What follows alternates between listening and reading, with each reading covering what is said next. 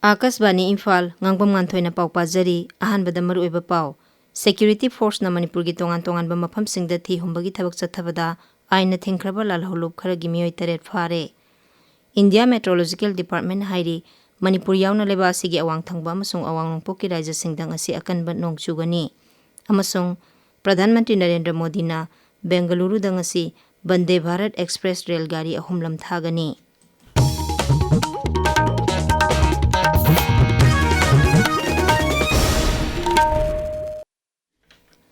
Security Force na Manipur gi tongan ba mafamsingda thi humbagi thabak chathabada aina thingkraba lalholup kharagi kadar khar phagatle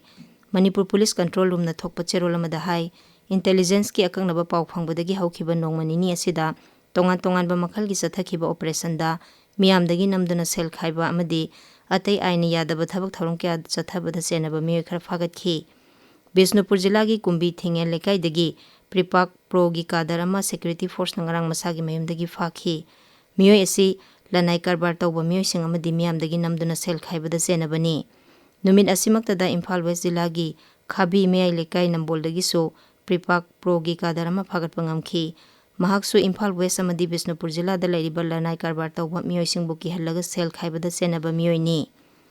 Thawbal jila gi Samram amang lekai dagi KYKL gi kadar ama khulai ga konana Manipur Police na phagat pangamki mioi asi Thawbal jila gi mafamsingda miyamdagi namduna sel khaiba micha miyamda ki han khanganba amadi mi phaduna sel tanbada senaba mioi ni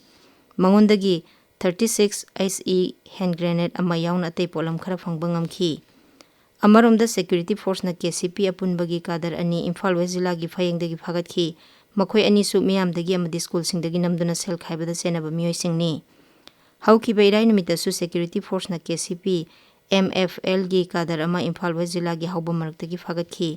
mahak tampaki mafam singda leiriba doctor singi pau phaunanaba contact number sing aina thingkraba lalholup amada pirambada chenaba mioi ni hairi numit asimakta da KCP taibang nganbagi kadar amasu Imphal West jila gi singmairong maning lekaidagi phagatki Sandil jila gi manung chana leiba lungle village amadi Liwa Khulel gi marakta cheliba Mahaturel mathakta saba thong asi ising ichauna namthakibana hojik mafam adugi mioi sing chauna awaba mayoknare masida sarkar na miyeng changbinaba village authority gi maikaidagi appeal tawrakli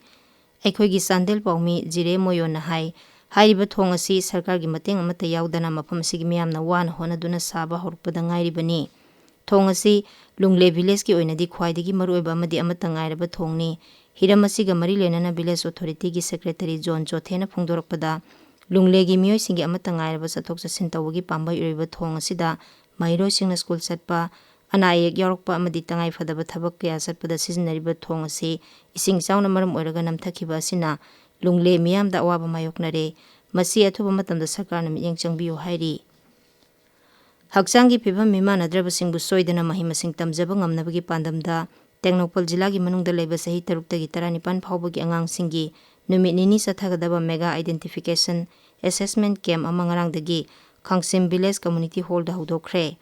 new education policy lisingani kun chanarakpa chahi manga surakpagi tharongga mari lenana sayol ama chumna pangthokliba children with special needs CWSN gi mega identification assessment amadi SN device yenthokpagi saruk ama oina thauromasi pangthokpani District Project Officer Samagra Shiksha, Zonal Education Officer Tengnopal na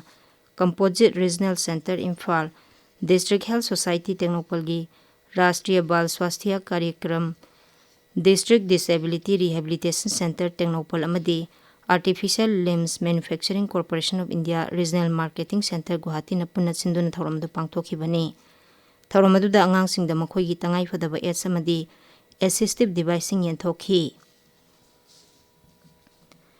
Lakadoriba Humudra Mapan Suba Ningtam Numit Palangi Mangoinana, Senapati Jila gi District Administration Sinduna Jila Asigi Subdivisional Officing Amadi Atay Mapam Kya Lamtu Sengbagi Tharoma Mangrang Pangthokre. Tharomaduda Subdivisional Officer Sing CEO, ADC, District Level Officer Sing Yauna Atay Staff Sing Asaruk Yakhi. Tharomadu Lorokpada Senapati District Administration na DLO Singda Bharat ki machu ohungi firal yenthokhi. Haribasi Har Ghar Tiranga campaign gi saruk ama oina yenthokibani. Machin mokpagi marakta nungsi chanabagi mari hena chesin haliba Raksha Bandhan gi thoram Manipur yauna awang nongpok raja singda Bharat Lanmina Sinduna ngarang pangthokhi. Manipur gi oina Bisnupur jila gi tongan tongan ba mafam singda thawram si pangthokhi. Mafam sing adugi manungda Phawgakchau Ikhai, Awang Lekai, Mamang Lekai, Saiton Keithel, Khoirenta Khuman, Phubala, Ngangkhalawai, Molphai Tampak amasung Thinungai yauri. India Meteorological Department IMD na hairi Manipur yauna leba asigi awang thangba amasung awang nongpokki rajya singda ngasi akanba nongchugani. Paw asin hai Manipur, Nagaland, Arunachal Pradesh, Assam, Meghalaya, Mizoram, Tripura, Sikkim, Nongchup Bengal, Andhra Pradesh ki samudra khongban amasung Madhya Pradesh ki nongchup thangba sarukta ngasi akanba nongchugani. Uttarakhand na ngasi yamna kanba nongchugani hairi Himachal Pradesh, Punjab, Haryana, Chandigarh, Delhi, Uttar Pradesh ki nongpok amasung nongchup thangba saruk singdasu ngasi akanba nongchugani hairi. Tabiriba paw se Akashvani Imphal dagini. Pradhanmantri Narendra Modi ngasi nongmagi khongchatta Bengaluru da chatkani. Maki khongchat manungda Sri Modi na Bengaluru gi KSR Railway Station da Bande Bharat Express Rail Gari ahumlam thagani. Rail Gari sing adudi Bengaluru dagi Belagavi yauba, Amritsar dagi Sri Mata Vaishno Devi Katra yauba amasung Nagpur dagi Pune phawba sengadaba Rail Gari singni. Madugi tungda Sri Modi na Bangalore Metro gi Yellow Line lamthagani amasung RV Road Ragi Buddha dagi Electronic City Metro Station phawba Sri Modi na Metro Rail tongduna satkani. Pradhan Mantri na Bengaluru da Urban Connectivity Project singi urep uyung tamgani amasung miyamgi mifam amada uwa ngangani. Sri Modi na lupa koti lising tara mga satuk tara chang na paikhat kadaba Bangalore Metro Phase 3 Project sanaba urep uyung tamgani. Hairiba project asigi asang basi elevated station kunthamathoi yauna punna kilometer nifu marirom oigani. Ngasi phongba pause singi maruiba pausingi damak haujik Waikhom Chitradhani leire. Chitradhani Thagachari Nganthoi German natraga Tiger Road ki demand donor na chief secretary da khanga lakre sem da baya de hairak palaite state ki darkar oirabadi khana baya bra hairak pani haiba paw si sanga express Manipur edition gi ahan ba headline tawre pauchi asida ahong mana thallaba siroi umangna ukrul da kayam koina ising piba ngamkhigani haiba paw oma anchor column da exclusive report oina fongle Bongno from the International Day of the World's Indigenous Peoples Pangthokre haina Banner headline tawre Manipur gi naga luchingba sing ubo phangkhide thadau tribe ti yauki haiba sub headline ama supiri pauche sida thadau inpi Manipur na thadau kanglup ki mahut sinbe yaroi haiba kuki inpi Manipur gi wafam asi ahan belamai da fongle Indo Myanmar ngam khaiga tainaba Arunachal Pradesh ki Pangsau Pass ta leiba Assam Rifles ki post landa khre attack asi NACN ke amasung ulfa aina jathaba oigani thajanari haiba paw asi huyelan paw gi ani shub headline tawre pauche sida BJP amasung chungchin naba MLA Yankhai Mari Lerabasu Lengak Semba Ngamdribasi Law and Order Fail Oibani Haibani Haiba Congress ki wafam su ahan belamai da fongle Naharol gi thodangda Valley Based Police Unit sing Chingi District sing dagi lokthok kadabani haiba kotu gi wafam ahan belamai da fongle pauche sida